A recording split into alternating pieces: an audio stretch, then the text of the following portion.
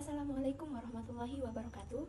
Izin kepada Bapak dosen pengampu. Di sini saya Sali Satin Baski dengan NIM 2411004 dari kelas PAI 3A ingin menjelaskan mengenai konsep dasar fikih muamalah, yaitu yang pertama mengenai pengertian dan hubungan fikih, fikih ibadah dan fikih muamalah. Yang kedua, objek kajian dan ruang lingkup fikih muamalah. Yang ketiga, sumber hukum fikih muamalah. Yang keempat, prinsip fikih muamalah. Yang kelima, hubungan antara fikih muamalah dan ekonomi Islam.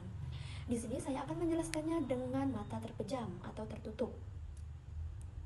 Baiklah, di sini saya akan menjelaskan terlebih dahulu apa itu fikih.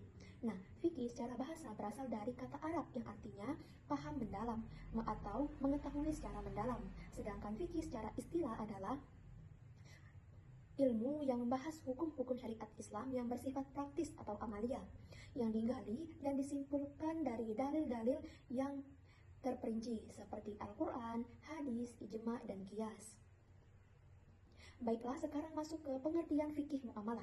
Fikih muamalah adalah salah satu ilmu fikih yang membahas hukum-hukum yang mengatur hubungan antara manusia dengan manusia yang lain dalam kehidupan sehari-hari di bidang ekonomi maupun sosial, seperti berinteraksi dan bertransaksi sesuai dengan syariat Islam. Tidak ada yang merasa dirugikan, jujur, dan adil. Nah, sedangkan fikih ibadah adalah panduan hukum Islam dalam beribadah kepada Allah Subhanahu wa taala, agar semua ibadah yang kita lakukan itu sah dan dapat diterima sesuai dalam ketentuan Al-Quran dan hadis Nabi Shallallahu Alaihi Wasallam. Nah, sekarang kita masuk ke hubungan fikih muamalah dan fikih ibadah. Fikih muamalah dan fikih ibadah ini adalah dua ilmu fikih yang saling melengkapi. Fikih ibadah mengatur hubungan manusia dengan Allah, sedangkan fikih muamalah mengatur hubungan manusia dengan manusia yang lain. Kedua hal ini saling beriringan, tidak boleh dipisahkan, karena agar seorang manusia atau seorang muslim bisa seimbang antara urusan dunia maupun urusan akhiratnya. Nah, sekarang kita masuk ke objek kajian fikih muamalah. Objek kajian fikih muamalah ini adalah seluruh aktivitas dan transaksi yang terjadi antara manusia dalam kehidupan sehari-harinya, khususnya dalam bidang harta dan kehidupan sosial ekonomi. Nah, selanjutnya masuk ke ruang lingkup fikih muamalah.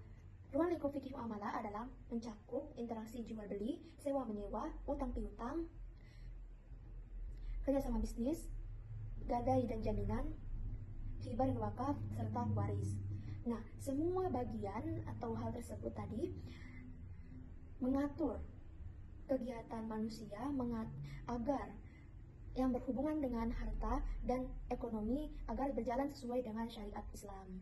Selanjutnya kita masuk ke hukum fikih muamalah, sumber hukum fikih muamalah. Nah, sumber hukum fikih muamalah ini ada 4, yaitu yang pertama Al-Quran, yang kedua hadis, yang ketiga ijma, yang keempat qiyas. Yang pertama Al-Quran. Al-Quran adalah sumber terutama dan paling tinggi. Ada beberapa ayat yang membahas tentang fikih muamalah di dalam Al-Quran. Salah satunya seperti surah Al-Baqarah ayat 275 yang membahas kehalalan jual beli dan keharuman riba. Yang kedua hadis. Hadis ialah semua perkataan, ketetapan maupun perbuatan Nabi Muhammad SAW.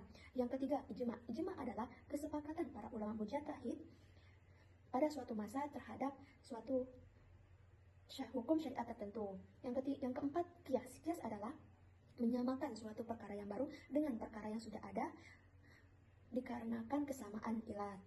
Selanjutnya, prinsip-prinsip fikih muamalah, yaitu yang pertama, semua transaksi boleh kecuali ada di dalam Al-Quran yang melarangnya. Yang kedua, ada kerelaan antara dua belah pihak. Yang ketiga, harus jujur. Yang keempat, harus adil. Yang kelima, dilarang riba. Yang keenam, dilarang kolor atau transaksi yang tidak jelas. Yang ketujuh, dilarang masyir atau transaksi yang ada unsur judinya. Yang kedelapan, tidak merugikan orang lain. Nah, yang terakhir, kita akan membahas hubungan ekonomi Islam dengan fikih muamalah. Sebenarnya kita harus mengetahui apa sih fikih muamalah. Ekonomi Islam itu, ekonomi Islam adalah sistem ekonomi yang berlandaskan nilai-nilai Islam, yang mengatur bagaimana manusia memenuhi kehidupannya sesuai dengan nilai Islam. Sedangkan fikih muamalah ini adalah aturan teknisnya, yaitu bagaimana transaksi ini berjalan dengan sesuai syariat Islam. Jadi, hubungan keduanya ini sangat erat, tidak bisa dipisahkan. Bagaikan mata uang, dua sisi mata uang yang tidak bisa dipisahkan. Contohnya, seperti ekonomi Islam melarang riba. Nah, fikih muamalah di sini menjelaskan apa itu riba, kenapa bisa ada riba, bagaimana menghindarinya, dan lain sebagainya.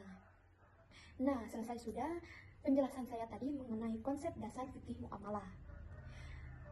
Saya izin kepada Bapak dosen pengampu apabila ada kurangnya salah kata, saya minta maaf, dan kepada Allah saya mohon ampun. Saya Salisatin Bariski mengucapkan wassalamualaikum warahmatullahi wabarakatuh.